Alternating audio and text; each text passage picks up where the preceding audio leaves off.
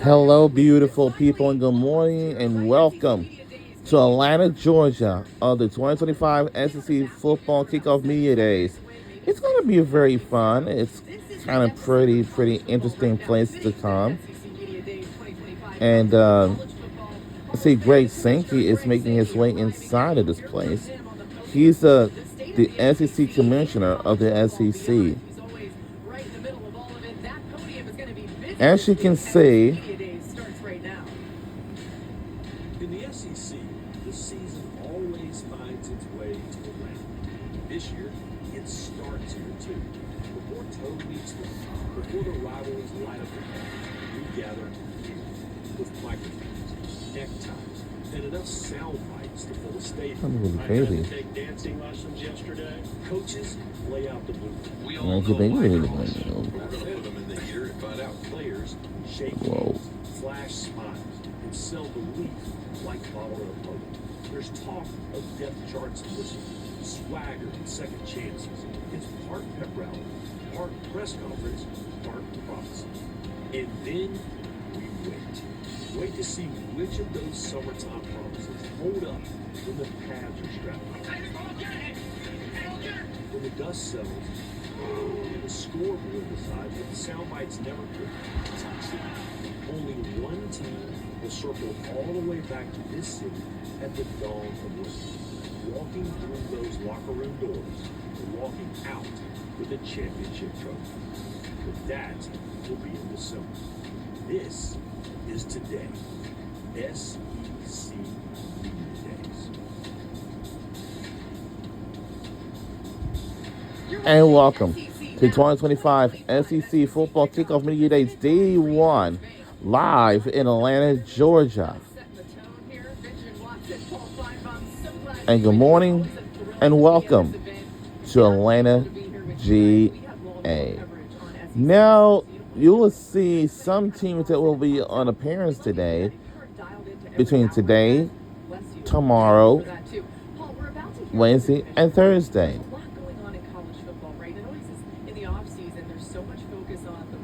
Because as you can see, we don't know which teams are going to be first to come up. I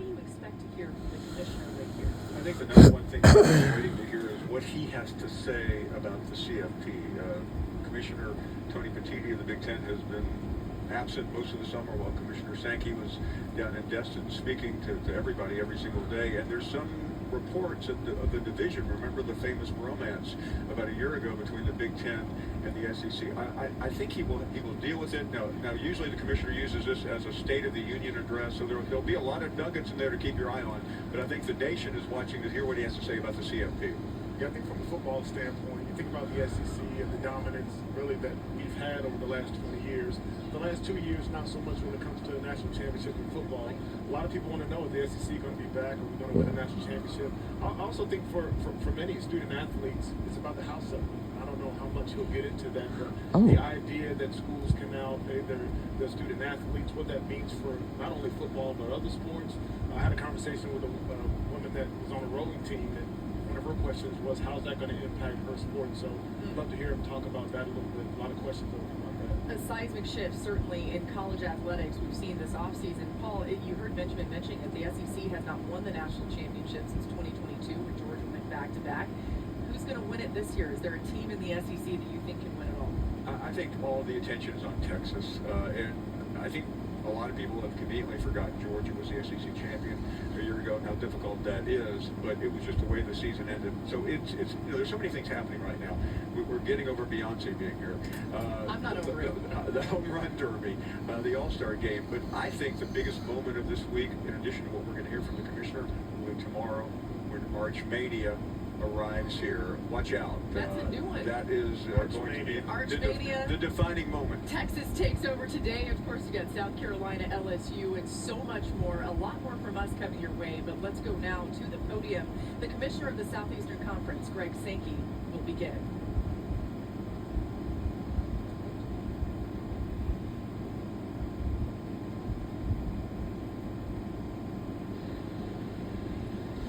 Now, Welcome to Atlanta.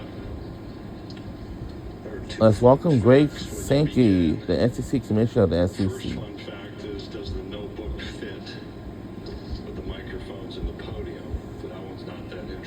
second fun fact I learned this morning is that Herb Vincent, our Associate Commissioner for Communications, is also the Beyonce concert coordinator for our staff.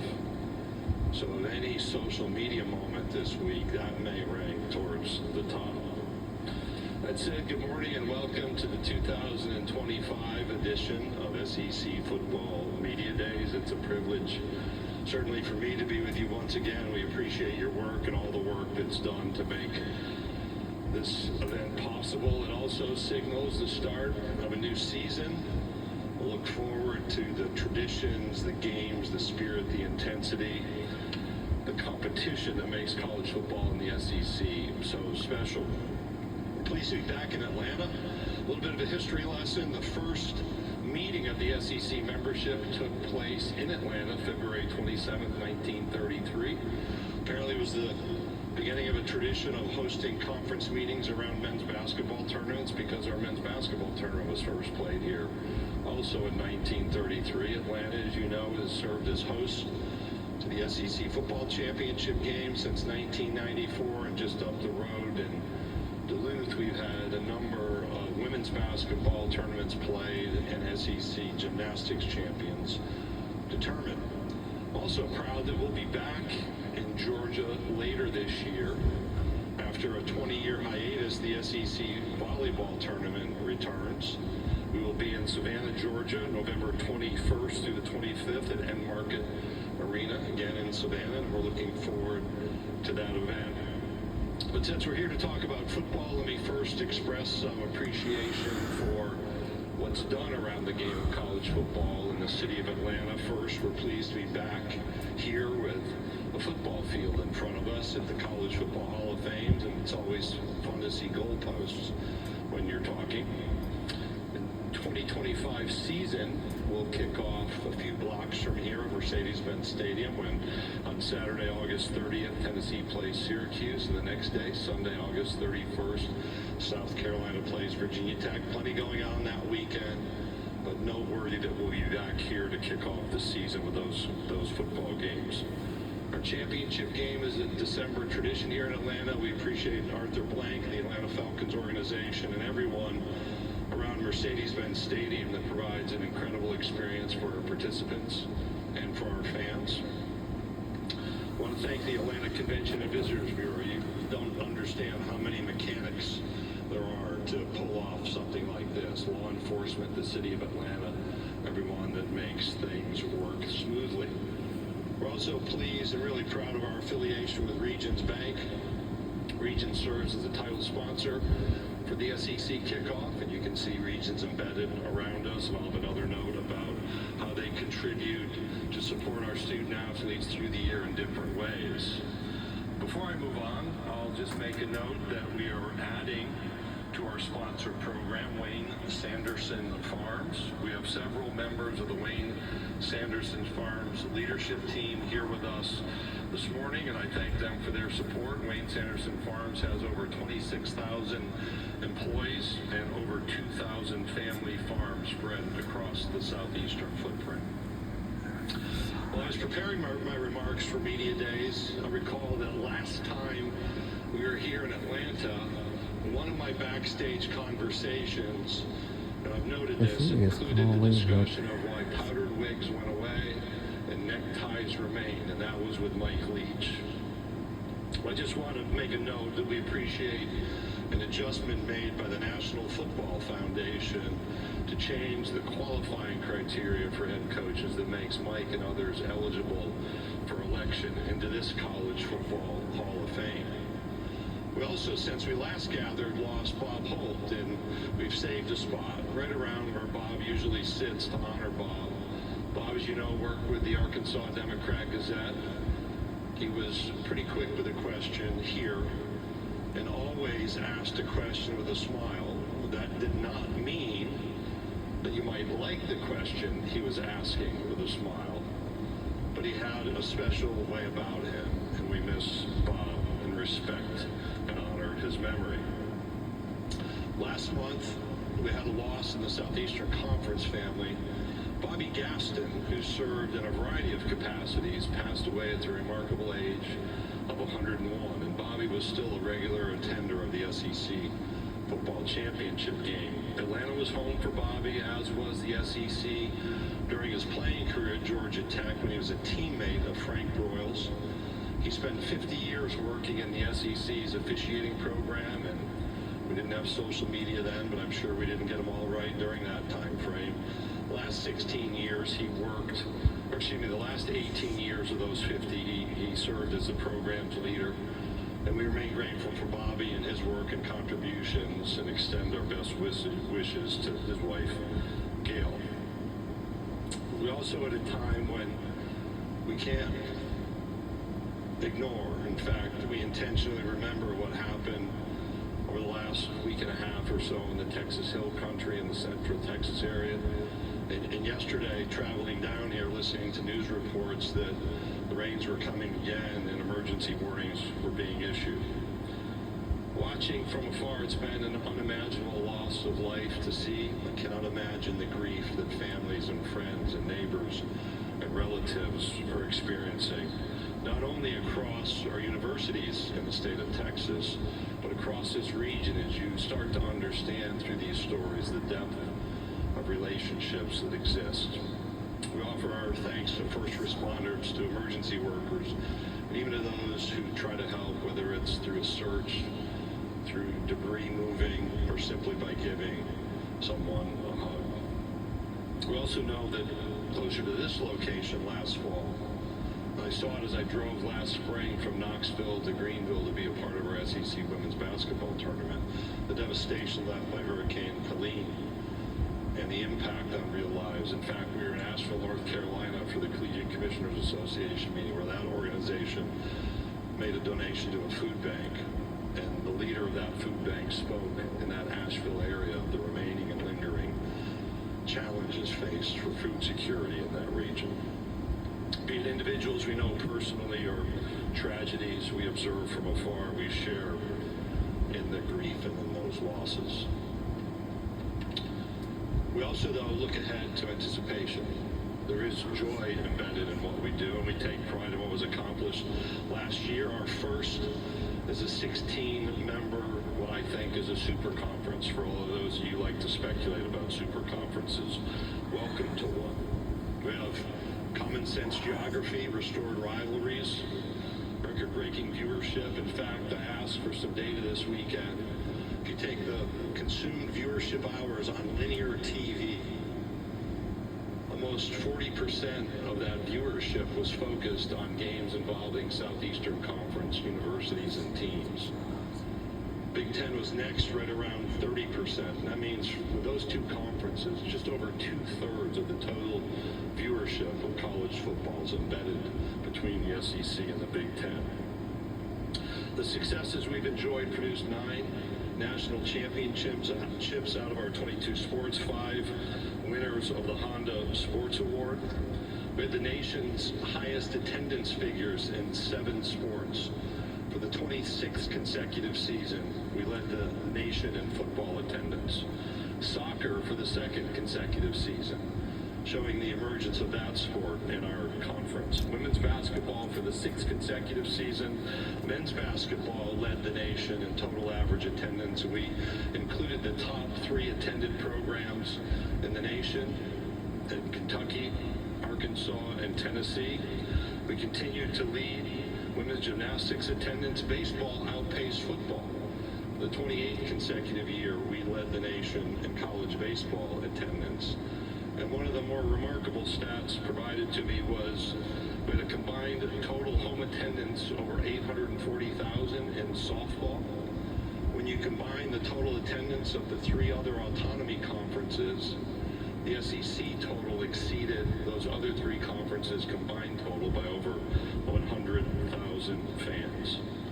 It's a special place, a remarkable set of people, remarkable competition, and remarkable achievements. We're also proud last year that it was first to operate fully under the Disney umbrella for broadcast of our competitions. That includes ABC, the ESPN platforms, ESPN Plus, and the SEC Network.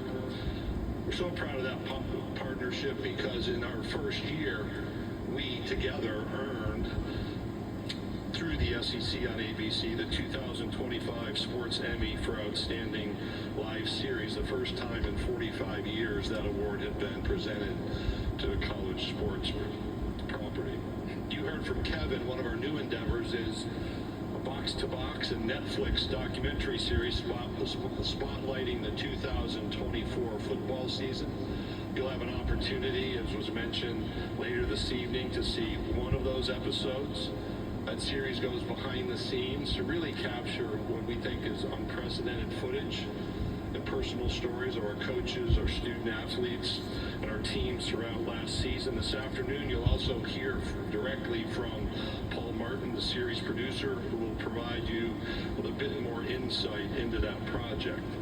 And last on my set of notes this evening on the SEC Network at 7 p.m., we'll have the second edition of what we call SEC Startup. That's a pitch competition for business ideas and innovative business ideas presented by student athletes. 5 finalists will populate this year's program, which again is presented by Regions Bank and is on the SEC Network at 7 p.m. this evening.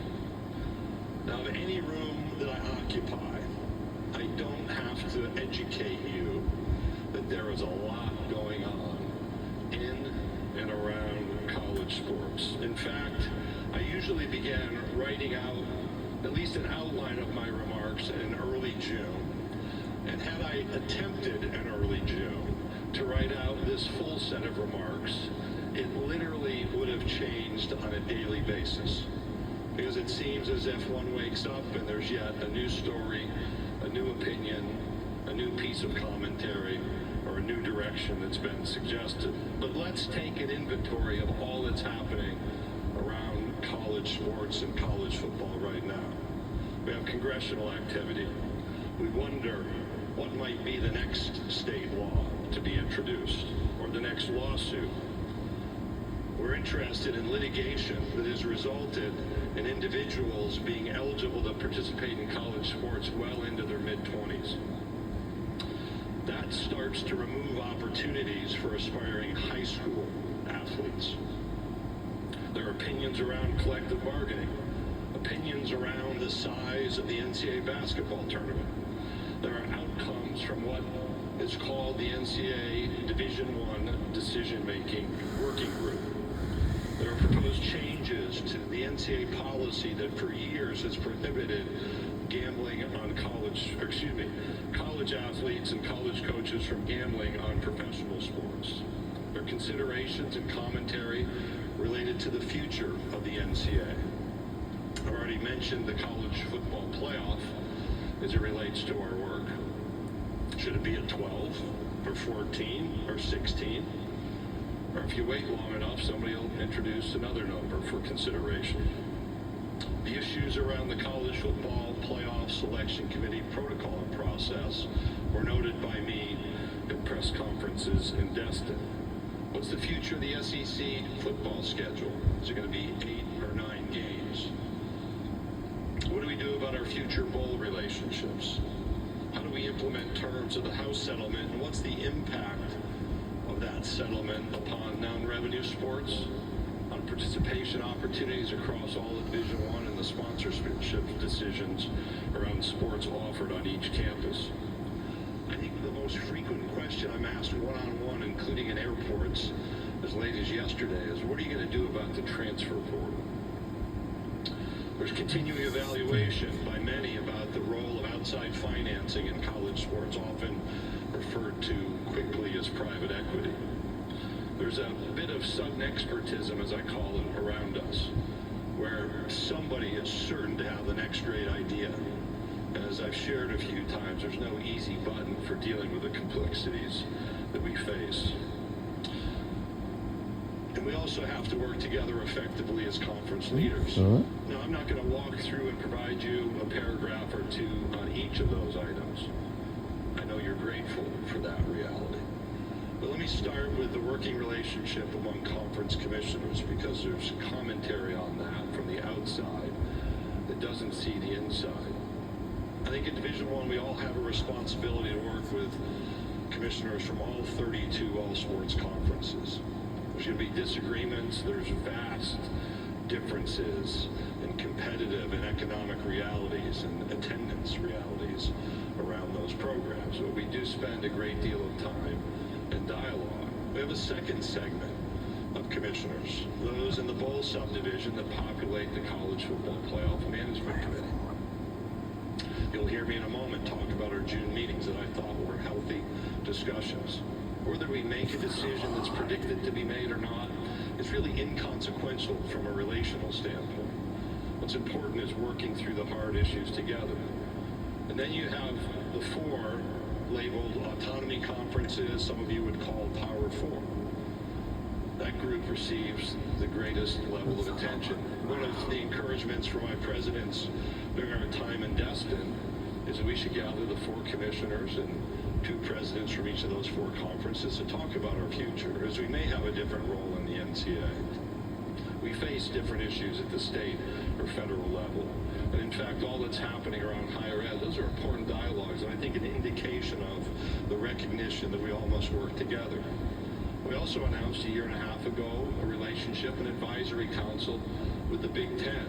We've had 2 in-person meetings of our athletics directors, and a number of video conferences involving the full advisory council, and then subgroups, sometimes of presidents and chancellors and some of athletics directors. We had to slow down a little bit because we've had some key personnel changes among members of that advisory council, but I can assure you we will be back in conversation as we move forward. As it relates to the settlement, I thought it appropriate to use a bit of a metaphor for running a marathon. So I have run and finished 41 marathons in my lifetime. It's been a while, but I do remember the importance of getting off to the right kind of start. That doesn't mean you feel great in the first 2 miles, nor does it mean, transitioning that metaphor, that everything works perfectly in the first 2 weeks of settlement implementation. Been plenty of naysayers in the last 14 days, but the settlement went into effect July 1st, and we're here July 14th while working through historic and transformational change.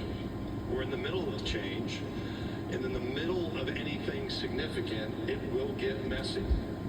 That doesn't mean you leave. In a marathon, it doesn't mean you step off the course, because for myself, as poorly as I may have felt sometimes after 2 or 3 miles, I recall that those moments might actually produce the best efforts. The burden of making a new system work is certainly on commissioners and conference offices, but the responsibility is shared with our campuses and our campus leaders. And that's recognized in this league. We still have to work through the implementation. But the burden is shared by presidents and chancellors, athletics directors, and coaches. It's also shared by those around our programs. I've asked repeatedly in conference meetings, if we don't want any limits or any structure, just let me know. Then the phone stops ringing. But over and over again in meeting rooms, the desire has been for a structure. And so we are implementing a structure even with some bumps in the road. We need to commit to that structure. We need to be willing to make that structure work. We also know that we are continuing to work with members of Congress, and we welcome that interest and the ongoing dialogue in Washington to support our congressional engagement. This isn't about preserving the status quo. This is about providing clarity and the opportunity to build a future with opportunities and healthy support.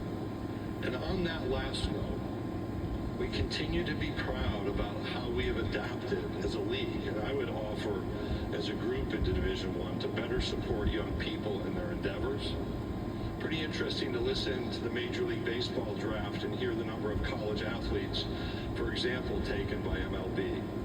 Major League Baseball understands the support, the education, the emotional development, the medical care, the nutritional education, the financial education, the coaching, and the competition provide a better prepared athlete for their teams.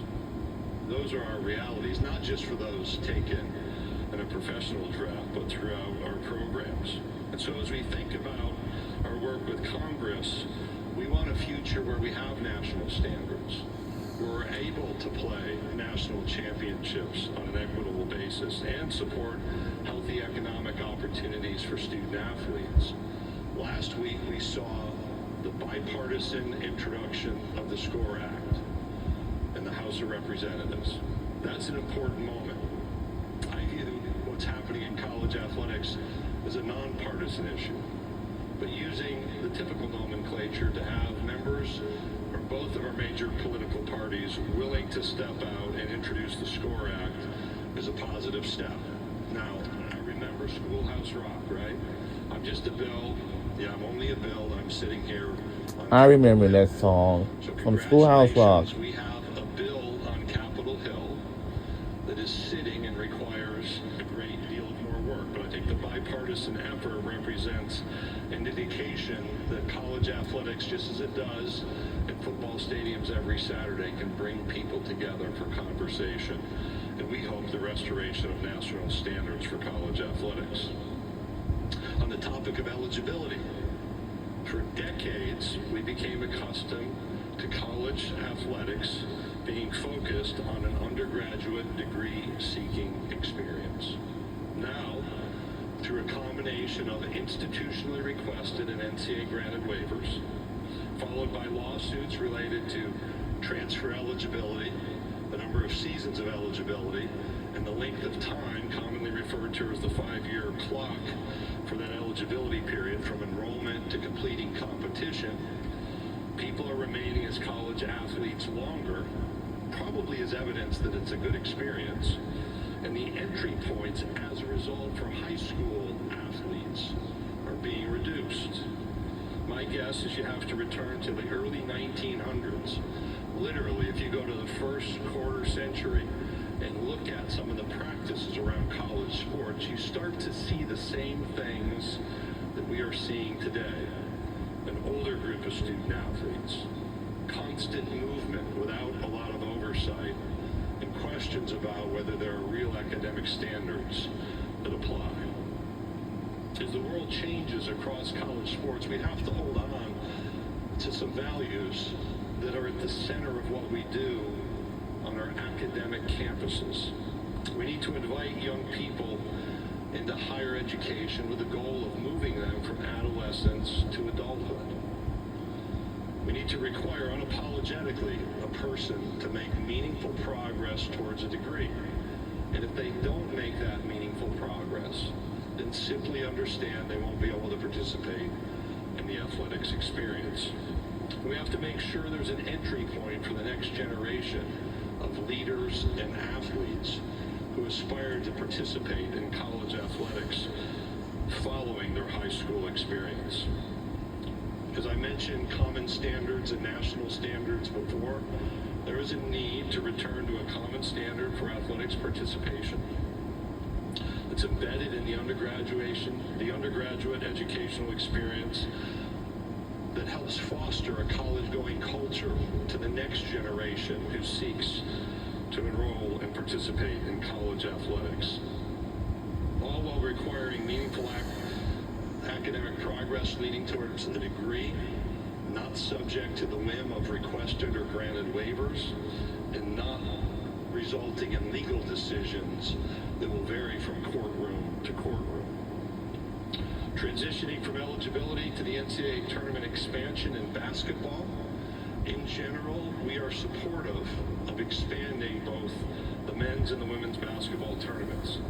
Nothing in college basketball is static, so tournament expansion is certainly worth exploring. As last season showed, the Southeastern Conference is going to be fine whether the bracket expands or not. We had a record 14 teams selected to participate in the NCAA men's basketball tournament after what is, without question, a historically successful regular season. We had 10 teams tying our own record selected to participate in the NCAA women's basketball tournament. We're going to be fine, but we think there are enough quality teams to make this growth appropriate. Now, to be clear, We support expansion, but you just don't jump into it. So if there are reasons from a broadcast point, financial point, logistics point, or competitive realities that don't support expansion, then again, we're going to be fine. But in general, I think this is the right direction to at least explore. Speaking of expansion, I felt the first year of the 12-year college football playoff was a success. That doesn't mean everything was perfect, and there are certainly opportunities to improve. But what happened through the 12-team college football playoff is we brought teams into the conversation at a time when they would have been talking about their bowl game. We brought teams into the national championship conversation so the young people on those teams had that national championship competition access point. I think the recent modifications by the college football playoff to adjust the seeding to be consistent with the selection committee's rankings is entirely appropriate given the adjustments in conference membership that have happened nationally since the 12-team concept was first introduced in June of 2021. Those of you with us in Destin will remember a lot of speculation going into that meeting. But what came out was, we think growth beyond 12 can be positive and should be pursued.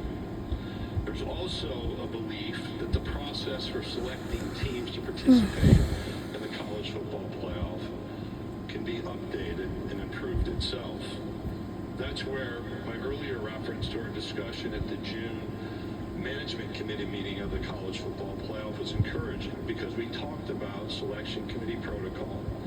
We talked about the analysis of strength of schedule and a possible new metric under the label of strength of record. Each of those is consistent with our observations out of our spring meetings. Much more work is needed and more needs to be understood. We have to see the homework, if you will. But the discussion and the direction of the discussion is viewed positively from our perspective, with the need for timely decision making, which then lets me jump into the football schedule to be used in the Southeastern Conference in the future. So as you write and comment about our approach to our football schedule, let me give you a few just quick hints that you are free to use.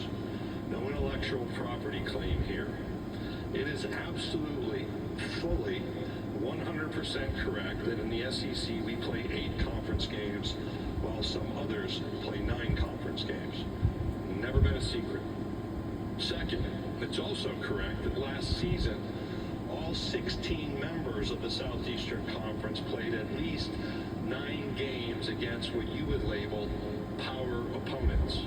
We had several that played 10 of their 12 games against power opponents.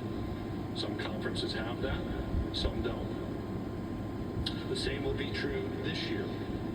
And we have Washington State, we're obviously transitioning in the Pac-12 that's included in that group. And we again have several of our football teams that have 10 of those power games embedded within their schedule.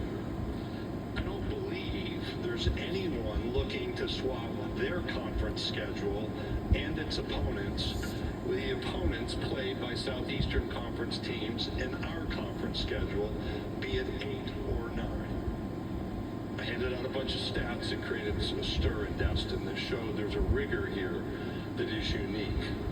In the SEC, we're not lacking for quality competition among our 16 football teams, but we're going to continue to evaluate whether increasing the number of conference football games is appropriate for us. And as I've said repeatedly, understanding how the CFP will evaluate strength of schedule and even strength of record is critically important in our decision making.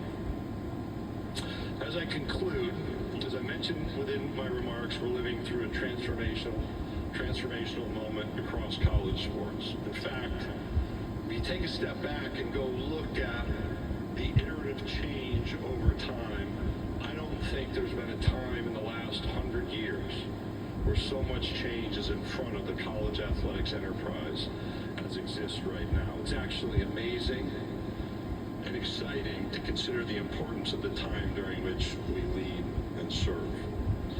Let me be clear, from my perspective, college athletics is not broken. College athletics is not broken. It is under stress. It is strained. And the answers we seek are tied into the complexities that have been referenced over time.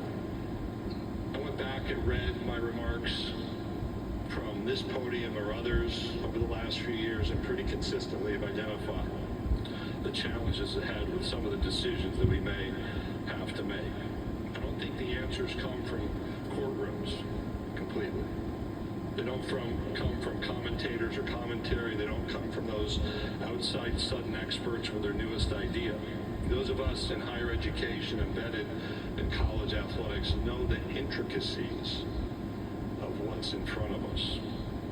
And we all have to continue to adapt and have adapted as we seek to provide life-impacting opportunities and lifelong memories for young people across our nation. As we watch the college football landscape change around the Southeastern Conference, we remain both proud of what we've achieved and excited about our future. That future is not something we wait for, it is something we seek to shape. And we look forward to the year ahead with new opportunities, with new challenges, with certainly a set of new frustrations, with new faces, new results, and new hope. Before we engage in our usual tradition of questions and me deciding whether I provide answers, I'd like us to take just a moment and reflect back. We have a place here for Bob Holt. Bob would usually be the first question asker in the room. He lost a little bit of quickness over time, but also those I mentioned a moment ago and those in some of the bigger tragedies around our country.